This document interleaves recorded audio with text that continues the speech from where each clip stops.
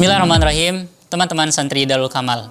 Kita pasti ingat dan hafal bahkan selawat yang selalu kita baca bersama usai melaksanakan sholat berjamaah di masjid pondok pesantren kita, yaitu selawat yang berbunyi Bismillahirrahmanirrahim, Allahumma salli wa sallim wa barik ala sayyidina wa maulana Muhammad syajaratil aslin nuraniyah wa lam'atil qabdatir rahmaniyah wa afdalil khaliqatil insaniyah wa ashrafis suratil jismaniyah wa ma'dinil asrari rabbaniyah sahibil qabdatil asliyah wal bahjatis saniyah wa ratbatil aliyah manin darajatin nabiyyun tahta liwaihi fahum minhu wa ilaihi wa ala alihi wa sahbihi adada ma khalaqta wa razaqta wa amatta wa ahyaita ila yaumi tab'atsu man afnaita wa salim tasliman katsira walhamdulillahi rabbil alamin. Tahukah teman-teman siapa yang menyusun salawat ini?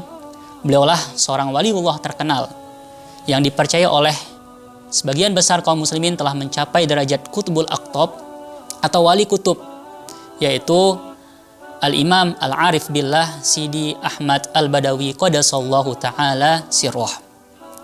Sungguh selawat yang amat indah, menyimpan kandungan makna yang luar biasa. Begitupun keindahan gaya bahasa yang syarat akan nilai sastra. Saya di sini tidak bermaksud untuk menjelaskan secara detail makna dari setiap rangkaian kata yang tersusun dalam salawat ini. Hanya ingin sedikit menggarisbawahi satu potongan kalimat saja yang mengatakan manin darajatin nabiyyun tahta liwaihi fahum minhu wa ilaihi. Kira-kira potongan kalimat ini bermakna, ya Allah, curahkanlah salawat kepada Nabi kami, Nabi Muhammad SAW, yang salah satu daripada keistimewaan beliau adalah bahwa seluruh Nabi, seluruh Rasul yang mereka merupakan ciptaan Allah Subhanahu Wa Taala yang termulia, seluruh Nabi dan seluruh Rasul ini berada di bawah panji kepemimpinan Nabi kita, Nabi Muhammad Sallallahu Alaihi Wasallam. Potongan kalimat ini menegaskan akan ketinggian derajat yang dimiliki oleh Rasulullah Sallallahu Alaihi Wasallam dibandingkan dengan makhluk-makhluk yang lain, khususnya apabila dibandingkan dengan para nabi dan para rasul yang lain. Manin darajatin nabiyyun tahta liwaihi fahum minhu. Karena dari Nabi Muhammad SAW lah misi nubuwah dan misi risalah ini bermula. Wa ilaihi, dan nanti kepada Nabi kita Nabi Muhammad SAW pula lah misi nubuwah dan misi risalah ini, misi dakwah ini akan bermuara. Tentu bukan tanpa dasar atau landasan. Seorang waliullah Sidi Imam Ahmad Al-Badawi mencantumkan penyipatan ini dalam salawat yang beliau susun. Apabila kita ingin mencari landasan daripada penyifatan ini bisa mengingatkan kita pada sebuah hadis sahih yang diriwayatkan oleh Al-Imam Al-Bukhari dan Al-Imam Muslim dalam kitab sahih mereka dengan sanad yang tersambung kepada Sayyidina Abu Hurairah radhiyallahu taala anhu, bahwa Rasulullah sallallahu alaihi wasallam bersabda, "Inna mathali wa mathalal anbiya'i min qabli."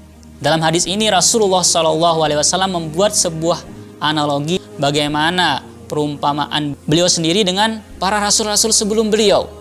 Apa kata beliau? Perumpamaanku dengan perumpamaan rasul-rasul sebelumku kamathali rajulin bana baitan, adalah laksana seseorang lelaki yang membangun sebuah istana, katakanlah. Fa ahsanahu wa ajmalahu, maka dia yang membangun ini mempercantik dan memperindah istana yang dibangunnya. Illa maudhi'a labinatin min zawiyatin, akan tetapi tersisa ada satu ruang untuk sepotong bata saja yang belum terisi. Faja'alan nasu yatufuna bihi wa ya'jabuna lah.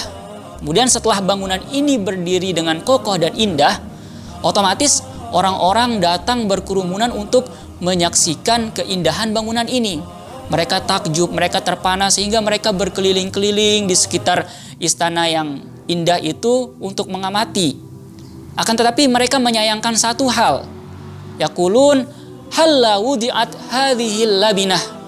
Mengapa sih masih ada satu ruang untuk sepotong bata saja yang belum terisi? Kalau seandainya satu ruangan itu diisi oleh sepotong bata, maka pastilah bangunan ini akan terlihat sempurna dan akan lebih sangat indah lagi. Maka Rasulullah SAW menjelaskan posisi beliau, qol fa ana labinah wa ana khatamun nabiyyin. Akulah sepotong bata itu dan akulah penutup para nabi. Teman-teman santri Darul Kamal, mungkin apabila kita membaca hadis ini secara sepintas, mungkin yang terlintas dalam hati kita ketika memahami hadis ini adalah, apakah peran Rasulullah SAW hanya segitu saja? Apakah peran Rasulullah SAW tidak lebih hanya seperti sepotong bata saja dibandingkan dengan kontribusi besar yang telah dilakukan oleh para nabi dan rasul sebelum beliau dalam membangun bangunan kenabian, bangunan risalah? Teman-teman, tentu kontribusi Rasulullah SAW jauh lebih besar daripada pemahaman kita yang seperti itu. Ada dua catatan yang perlu kita ingat untuk bisa memahami lebih dalam hadis ini.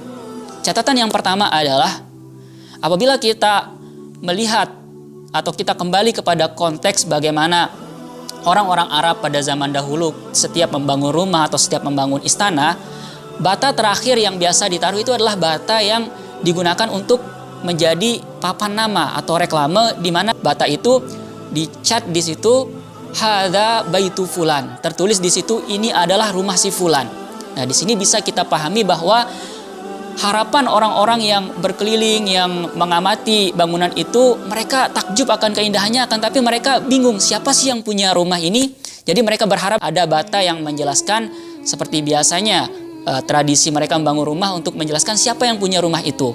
Maka Rasulullah SAW datang untuk melengkapi batu itu dan seolah-olah mengatakan hadza baitu Muhammad. Ini adalah rumah yang dulu dibangun oleh Nabi Muhammad SAW. Kemudian catatan kedua yang mungkin luput daripada ketika kita memahami hadis ini dengan pemahaman seperti tadi adalah bahwa kita lupa bahwa dari awal Rasulullah SAW sudah mengatakan inna mathali, sesungguhnya perumpamaanku, kemudian disambut dengan perkataan beliau kama thali rajulin. Jadi perumpamaan beliau itu seperti apa? Adalah seperti seorang laki yang membangun rumah. Siapa seorang laki yang membangun rumah ini? Apabila kita bertanya, tiada lain beliaulah Rasulullah SAW. Karena dari awal beliau mengatakan mathali, perumpamaanku itu seperti apa? Adalah seperti seorang laki yang membangun rumah. Maka dari sini kita bisa memahami bahwa orang yang paling pertama meletakkan batu pertama kenabian, misi nubuah dan misi risalah, misi dakwah itu adalah tiada lain adalah Rasulullah SAW sendiri.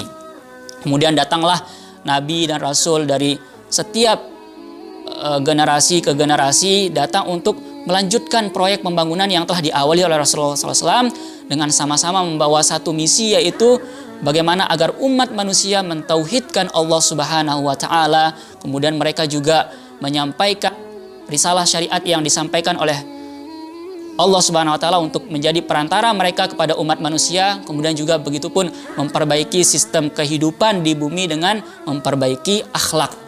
Hingga tiba saatnya Rasulullah SAW datang untuk menyempurnakan bangunan yang telah beliau mulai sendiri. Teman-teman santri Darul Kamal, mungkin itulah sepercik makna daripada sepotong saja kalimat yang tercantum dalam sholawat yang kita baca ini. Begitupun sebenarnya apabila kita dalami lebih lanjut setiap makna yang tercantum dalam sholawat yang selalu kita baca ini, insya Allah akan semakin menambah, semakin memupuk iktikad kita akan keagungan Nabi kita Nabi Muhammad SAW, sehingga dengan demikian akan membuncahkan kecintaan kita kepada beliau.